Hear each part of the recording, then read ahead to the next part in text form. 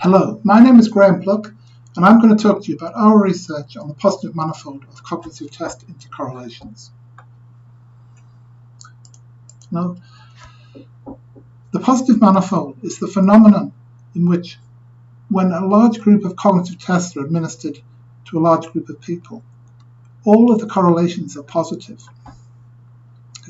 This is well known in differential psychology, but less so in cognitive science.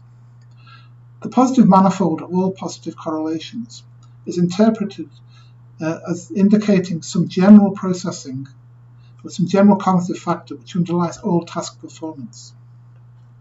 This is often called the general factor or the G factor, and it's interpreted as being general intelligence. And this causes some problems for interpreting approaches such as cognitive neuropsychology, which assume that different cognitive processes can be independently damaged and hence are modular. If there is a general factor, this makes it much more complicated to understand. A further problem related to the positive manifold or to the general factor is that it can be explained by maybe a general purpose or domain general cognitive processing system which causes a bottleneck, and this affects all cognitive processes. However, vocabulary tests seem to correlate very highly with other cognitive tests and appear very highly in the positive manifold, even though they don't seem to use much domain general cognitive processing.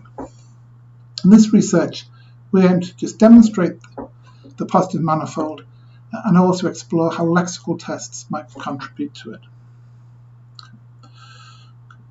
So, in our results here, we can see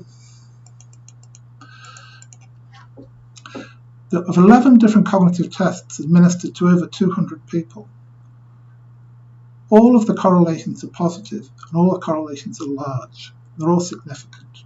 In fact, the two largest correlations are the similarities and a test called the SCARE, both of which test lexical ability.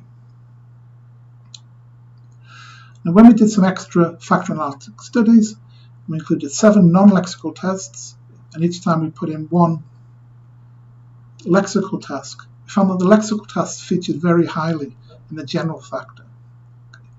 Now, in our discussion, we explore how this could be and what the implications might be for interpreting the general factor and whether it can be understood in terms of domain general processing resources.